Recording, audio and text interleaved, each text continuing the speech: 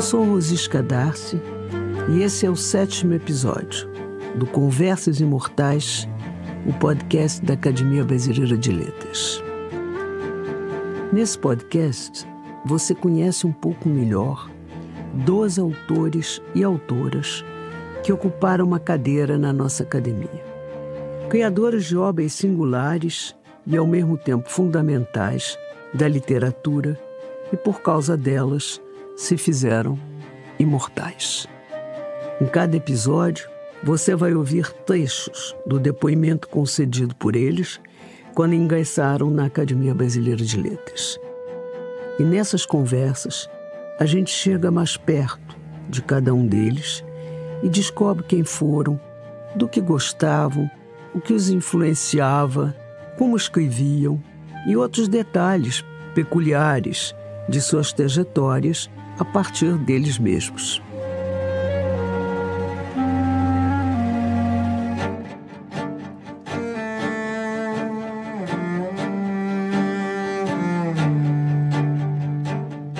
Nesse episódio, você ouve o depoimento de João Ubaldo Ribeiro, que foi escritor, jornalista, cronista e tradutor de si mesmo. João Ubaldo era baiano. Seus pais eram da área do direito e ele até seguiu esses passos de formação, mas mesmo graduado, não chegou a atuar como advogado.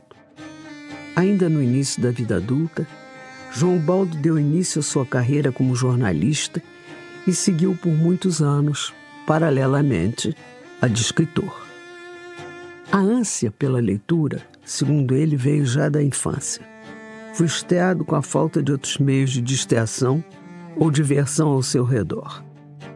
Por ter lançado seu primeiro livro antes dos 30 anos, João Ubaldo lidou com a pressão para que não fosse escritor de uma obra só. Parte dessa expectativa também vinha, de certa forma, da admiração de grandes companheiros como Glauber Rocha, com quem construiu uma relação de amizade e profissionalismo no jornalismo e que incentivava a escrever mais e cada vez melhor. João Ubaldo não acreditava em inspiração. Para ele, o ofício de escritor era uma profissão como qualquer outra, embora, ao seu ver, muitos subestimassem o trabalho envolvido na escrita. Ele sabia que para conseguir chegar no resultado que ele buscava, ele precisava escapar do mundo e se entregar à literatura. João Ubaldo construiu para si uma rotina que incluía caminhar ao ar livre, ler o jornal e escrever diariamente. Sempre que algo interrompia sua escrita, ele sabia que a história corria o risco de se perder. Nesse depoimento, João Ubaldo diz que não tinha a pretensão real de fazer parte da Academia Brasileira de Letras e admite que foi um tanto desleixado em sua candidatura, mas deixa claro que admirava o trabalho realizado pelos acadêmicos e a presença cada vez maior da ABL como símbolo cultural brasileiro. Ele tomou posse na cadeira de número 34 da Academia Brasileira de Letras em 1994. Vamos a ele, João Ubaldo Ribeiro.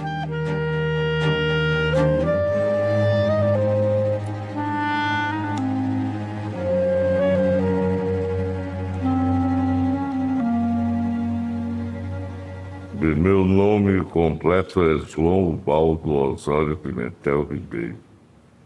Eu nasci na Ilha de Taparica, estado da Bahia, em 23 de janeiro de 1941.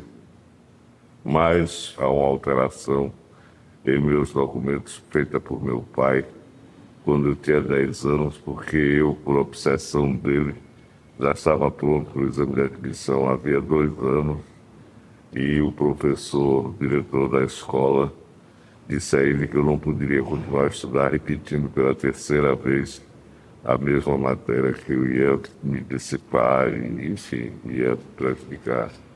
Meu pai, então, providenciou uma certidão falsa, me pondo como tendo nascido em 40, de forma que eu até hoje tenho 2 idades. Eu tenho 59, na realidade, porque nasci em 41, e tenho 60 porque meus documentos, alguns documentos registram a maior parte hoje, acho que praticamente tudo registra 1940. Meu primeiro nome foi dado em homenagem a meus dois avós. O primeiro é de meu avô paterno, João, e o primeiro é de meu avô materno, o Baldo. Então, João Baldo, muitas pessoas pensam que o Baldo é sobrenome, mas na realidade é o primeiro nome, é o nome composto. Osório Pimentel é o nome da família de minha mãe. E Ribeiro é o nome da família de meu pai. Minha mãe se formou em Direito, era uma mulher bem falante de alguma cultura, mas se transformou em uma dona de casa com o casamento. E nunca exerceu a profissão. E chegou a, episodicamente, ensinar em alguns cursos, dar umas aulas, se não me engano, de geografia humana ou coisas assim, em Aracaju. Mas, na verdade, ela se transformou na dona de casa, uma mulher devotadíssima ao marido. E meu pai sempre teve comigo um relacionamento mais difícil, bem difícil. De ambos os lados, imagino eu, porque, afinal de contas, a relação é constituída de dois. Ele tinha uma verdadeira obsessão por mim, que sou o filho mais velho. E isso nos rendeu conflitos durante toda a vida. E me forçou a uma formação bastante rigorosa em matéria de humanidades e outras coisas. Mas ele queria que eu tivesse um emprego qualquer. Morreu sem se conformar com o fato de eu ser escritor. Ele não achava uma coisa decente e respeitável.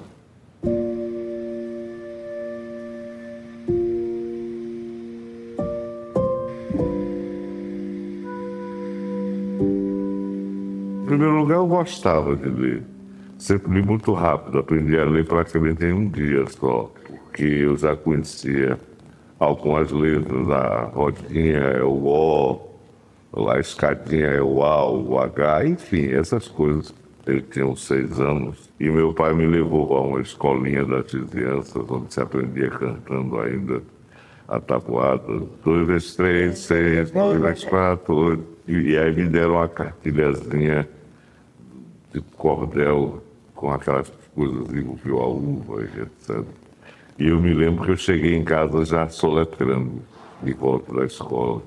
E numa ânsia muito grande de decifrar algumas coisas que me excitavam a curiosidade da biblioteca do meu pai, que sempre foi aberta. Já com 2 ou 3 dias eu estava lendo com razoável fluência.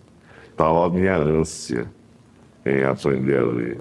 Porque não havia televisão, lá havia pouco rádio, lá havia cinema que eu ia no fim de semana e futebol que eu jogava. Mas na verdade a diversão no universo da fantasia era representada pelos livros. As primeiras coisas que eu li de Shakespeare foi uma trilogia, quer dizer, uma trilogia de traduções. Hamlet, Macbeth e Romeu e Julieta, que meu pai tinha numa edição só, e foi a primeira coisa que eu li de Shakespeare. E eu não gostei muito porque todo mundo morria no fim, tem um final infeliz. E eu era acostumado a finais felizes no cinema que eu ia, dos filmes americanos da época, ou mesmo brasileiros.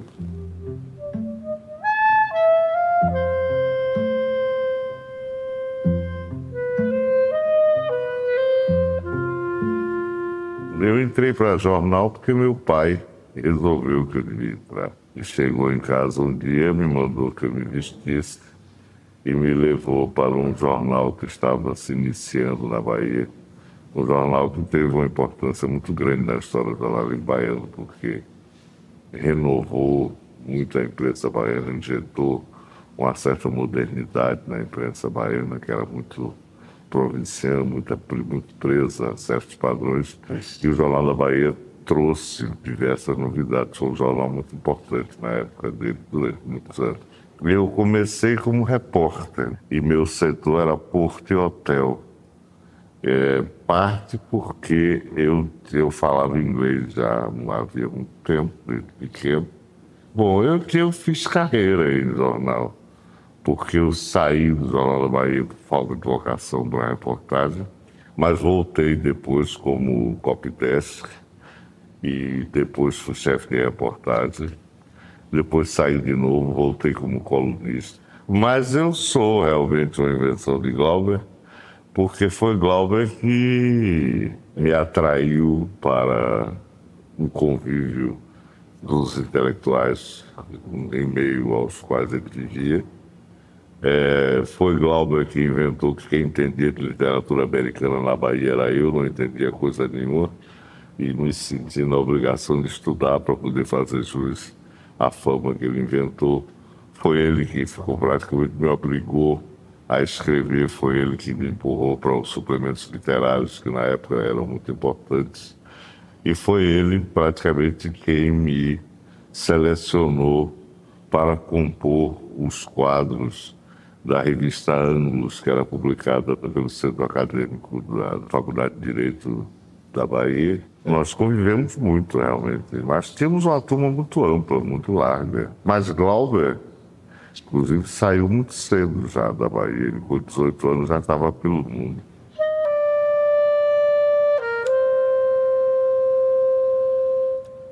Bom, eu depois que tive doente de depressão, mudei um pouco de rotina, mas eu costumava acordar muito cedo, de madrugada, e assim que clareava, porque uma vez eu saí antes de clarear e tentaram me assaltar, eu aí dei para esperar o sol nascer para poder sair e pegar os jornais. E minha vida era pegar os jornais, ler os jornais, os dois principais jornais do Rio, e depois escrever. E ler também. E não gosto de quebrar essa rotina. Eu não gosto de sair do Leblon. Eu, hoje, em retrospecto, vejo que eu entreguei minha vida realmente à literatura, ao escrever. Eu deixei tudo, deixei emprego, deixei segurança, arrisquei tudo, me joguei de cabeça na aventura de que, se não desse certo, podia estar rendendo aqui um indigente na sua frente. Mas, felizmente, deu razoavelmente certo, tem dado certo. Mas eu me entreguei completamente à literatura, eu deixei tudo de lado.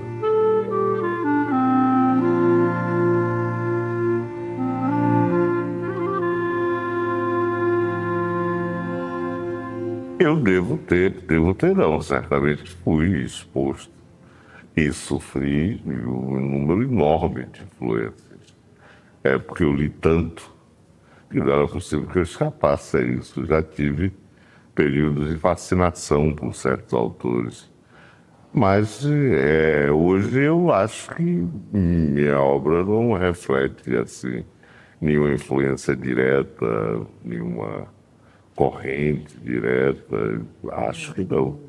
Setembro não tem sentido. Saiu em 68, foi escrito bastante antes, demorou muito tempo para sair. Nessa época havia não só repressão, eu era um escritor calouro, extremamente provinciano de temperamento e de formação, socado lá em Salvador, sem nenhum contato com os grandes centros culturais.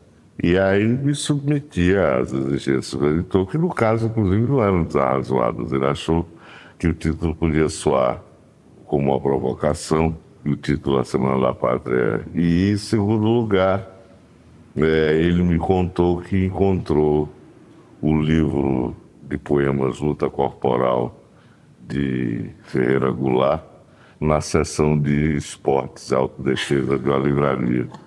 Então ele disse, quando você publicar A Semana da Pátria, eu vou botar seu livro na seção de Educação Moral e Cívica. E aí me pediu para botar o título, Setembro Não Tem Sentido.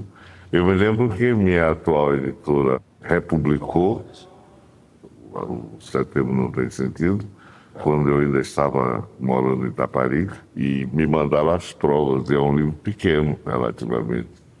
E eu tive um grande problema em rever essas provas, que eu detestava tudo, tenho vontade de jogar fora aquele negócio. Mas depois eu passei os olhos outra vez, achei que não era tão ruim assim, não. Agora, é um livro que tem valor sentimental para mim, porque é o meu primeiro livro, né?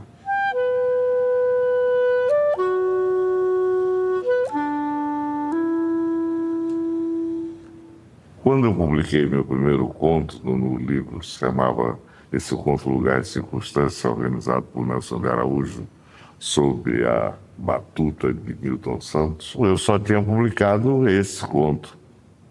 E na Praça Municipal de Salvador, Nelson de Araújo, que era chegou a ser meu contemporâneo de jornal, trabalhou comigo, me procurou e disse: olha, estou fazendo esse livro e estou com vontade de botar aquele conto seu no livro. Mas eu só quero botar gente que é escritor mesmo. Você vai me prometer que você vai continuar escrevendo. Você não vai ser galinha de ovo só, não, né? E essa expressão galinha de ovo só me marcou. E eu tinha escrito Setembro Não Tem Sentido e achava que era galinha de um ovo só, que eu nunca mais escreveria outro romance. Sargento Getúlio foi, assim, um esforço para provar a mim mesmo que eu era escritor, que não era a galinha de um ovo só. O que acontecia é que eu acabava o primeiro capítulo e não sabia o que era escrever mais. Eu não via nada na cabeça. Aí eu pegava o primeiro capítulo e escrevia, copiava, ia mudando a medida que copiava. Chegava no fim e não sabia o que ia fazer mais. E aí até que a história apareceu toda e deslanchou.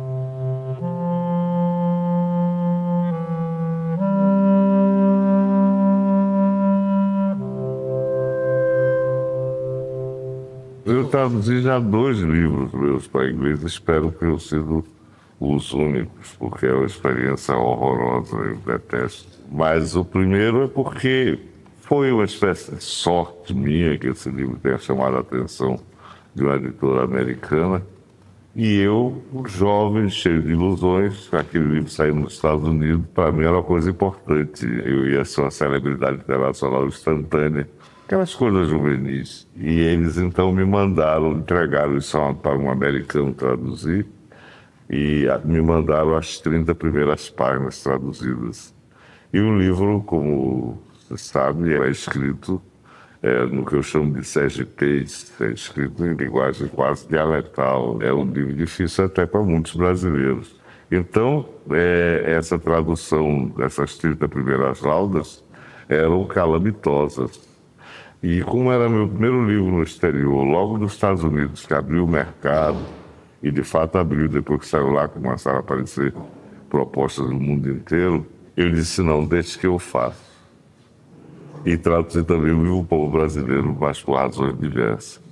Aliás, eu escrevi na máquina, numa máquina mecânica, até o livro Povo Brasileiro. Eu tinha na cabeça, assim, vagamente, um episódio acontecido com meu avô, o Baldo, em Itaparica, em que ele, no tempo da ditadura do Estado Novo, foi receber um general que ia visitar a ilha e que ia implementar obras das quais o coronel era ferrenho opositor, e o coronel, com um discurso na mão, foi à ponte de atracação do navio e, num gesto de ousadia e coragem naquela época, ficou na frente da comitiva do general e gritou: alto lá, meu general! E leu o discurso dele. O general viu e não houve problema, mas até que se deram bem. Mas o que me veio na cabeça foi alto lá, meu general. Mas um belo dia eu citei, saiu do Povo Brasileiro. Mas não é propriamente meu livro predileto. Eu não tenho assim um livro predileto, não. Eu costumo dizer que o livro é um pouco como um filho. Você gosta de todos, claro que são diferentes entre si, mas você tem carinho por todos. Bom, esse livro agora não existe mais com esse título, existe com o título de Japudez da Pátria Filha. Saiu originalmente com o título de livro de histórias, mas depois na Alemanha me encomendaram mais 2 contos e eu fiz, e a editora resolveu acrescentar ao livro de histórias esses 2 contos e mudar o título, porque apesar de ser um livro leve, fácil de ler, portátil, digamos assim, e de histórias curtas que se lê e se interrompe, é um livro relativamente pouco vendido em relação à minha obra. E aí a editora achou que o mistério estava no título, mudou o título, mas não adiantou.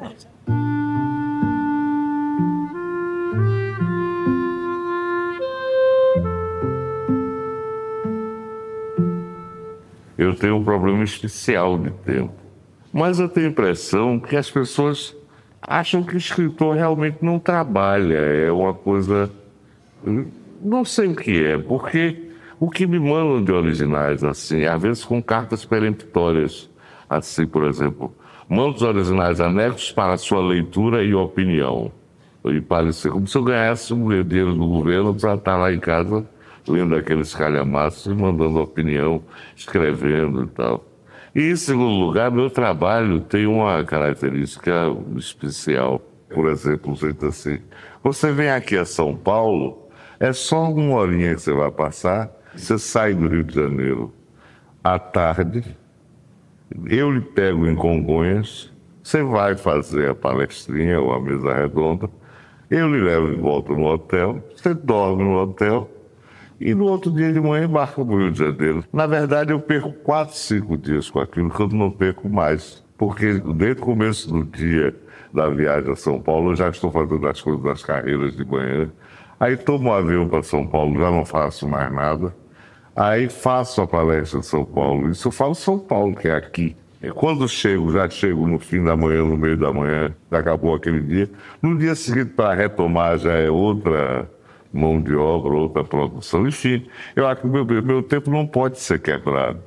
Mas as pessoas não entendem, acham que pode. Por exemplo, é muito frequente que eu, trabalhando, seja interrompido por 15 minutos. Isso acaba jogando meu trabalho do dia inteiro fora.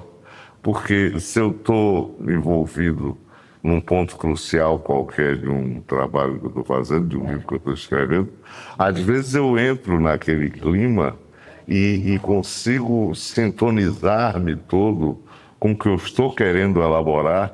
E aquilo é uma coisa tão frágil, tão fugaz. E eu estou ali, na hora de pegar aquele negócio e conseguir botar no papel, alguém me interrompe com um problema lá qualquer. Quando eu volto, já foi tudo embora. Além do fato de que, por exemplo, um livro, essa expressão, quem usou pela primeira vez na minha frente, eu acho que é da autoria dele, foi o Rubem Fonseca, que é muito amigo meu.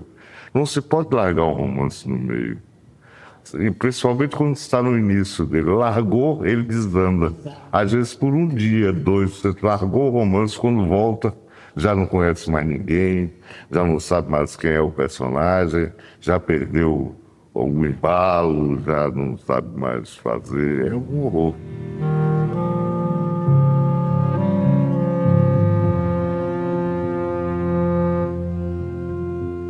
Bom, a verdade tem que ser dita. Eu nunca aspirei a entrar na academia. Eu estava em casa na hora de sair com minha mulher e a Flávia Coutinho me telefonou inesperadamente, porque eu tinha muita admiração e muita consideração por ele, mas nenhuma aproximação.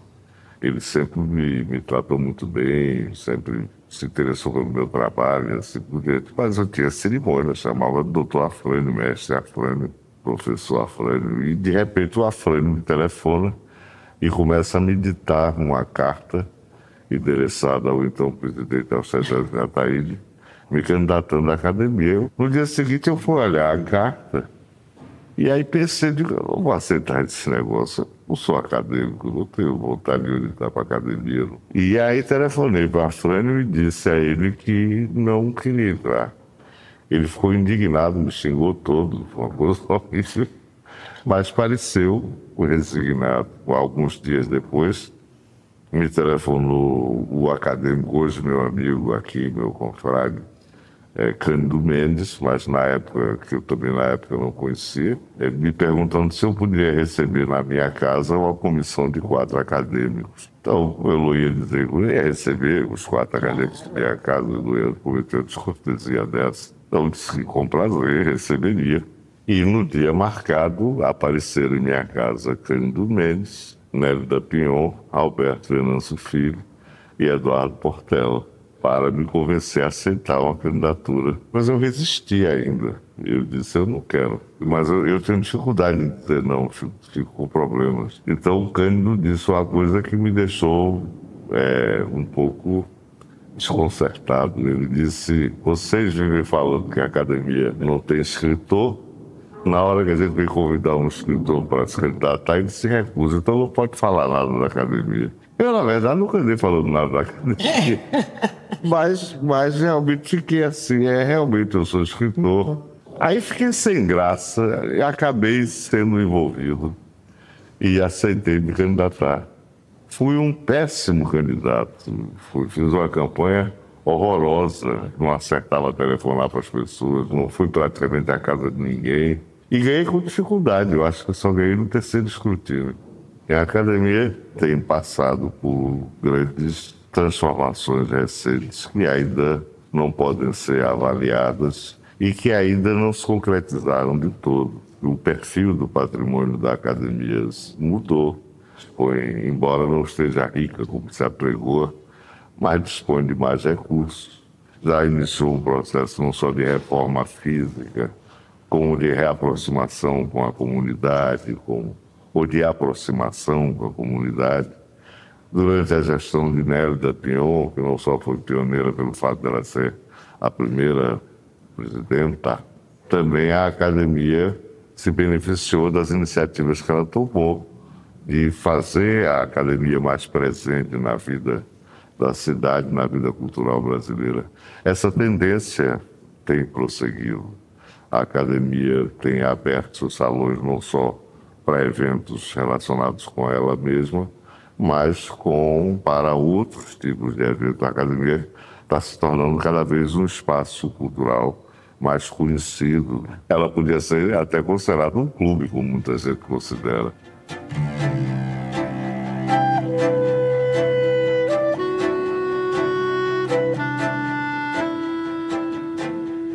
Houve um tempo em que eu tinha 2 microscópios em casa, realmente, e vivia vendo protozoários. Eu saía feito um maluco em Salvador, catando. Eu tinha uma concha de feijão velha que eu usava só para isso, e, claro, não podia usar pra outra coisa. E vários frascos eu colhia amostras de água poluída para ver protozoários, de ameba, enfim, os mais comuns. Os ciliados comuns que aparecem muito em água poluída. Mas eu descobri uns 4 ou 5 que eu mostrava a um biólogo amigo meu e ele dizia, isso aí não está classificado, eu tenho quase certeza. Eu batizava mais de molecagem. O caso é que esse protozoário que eu descobri tem uma característica curiosíssima. Você descobria o bicho assim num canto, vamos supor, que está a lâmina, ele estava aqui. Aí, sem mesmo piscar de olhos, subitamente ele sumia daqui e aparecia aqui. Eu descobri isso num alagadiço do bairro chamado Pituba, em Salvador, onde eu morava. E aí eu botei o nome de Baratinatus pitubense.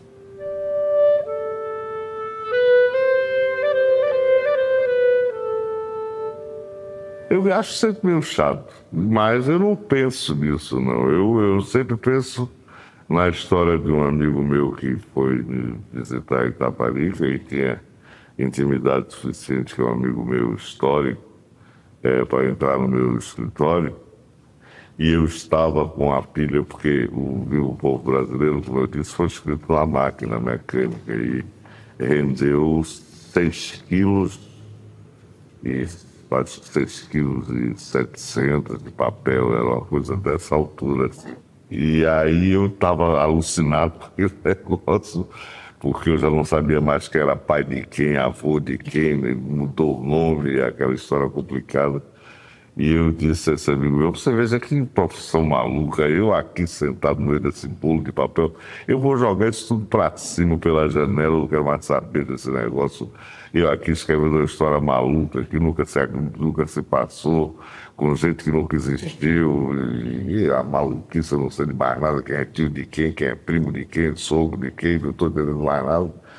Aí ele disse, tem de ser bobo, porque é isso mesmo. Desde que o mundo é mundo, mesmo antes do homem aprender a escrever, que tem um sujeito para contar história. Para alguma coisa serve. Você não tem nada a discutir, você nasceu para isso, então vai e conte a sua história, para alguma coisa de servir. Eu aí me convenci, hoje eu não discuto mais. O que é que você escreve? Escrevo porque escrevo, sei lá. Para alguma coisa de servir.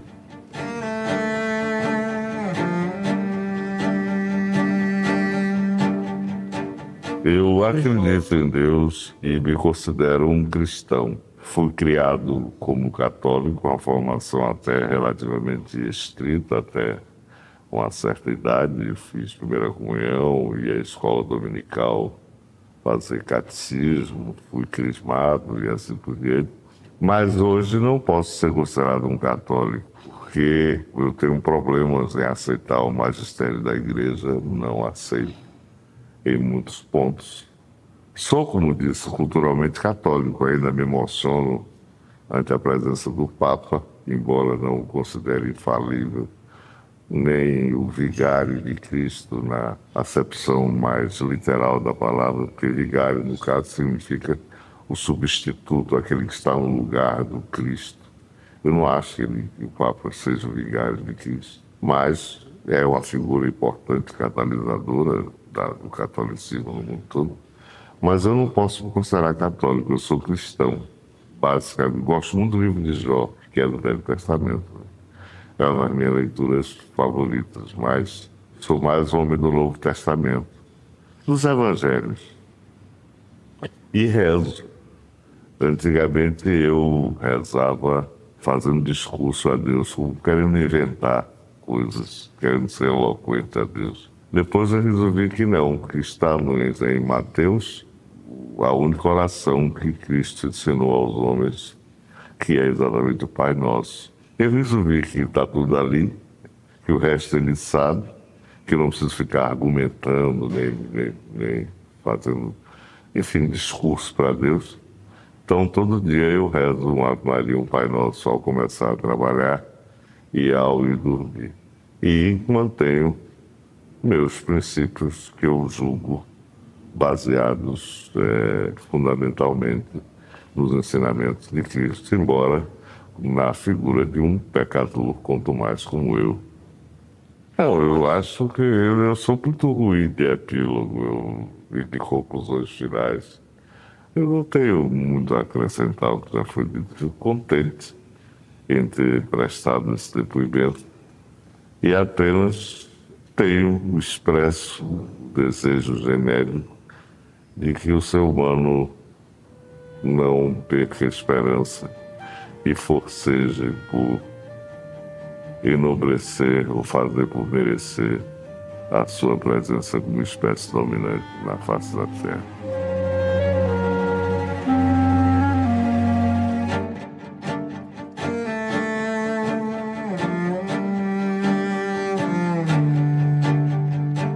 O Conversas Imortais é uma produção da Academia Brasileira de Letras em parceria com o Estúdio Novelo. O presidente da Academia Brasileira de Letras é o acadêmico Merval Pereira. Eu sou Rosisca Darcy, ocupo a cadeira 10 e sou diretora de publicações da Academia Brasileira de Letras. Eu também coordeno o projeto desses podcasts. Os depoimentos fazem parte do arquivo Múcio Leão, da ABL, dirigido pelo acadêmico Godofredo de Oliveira Neto. A pesquisa foi de Maria Oliveira, o desenvolvimento de conteúdo é de Cristina Aragão. A produção é da Ashley Calvo.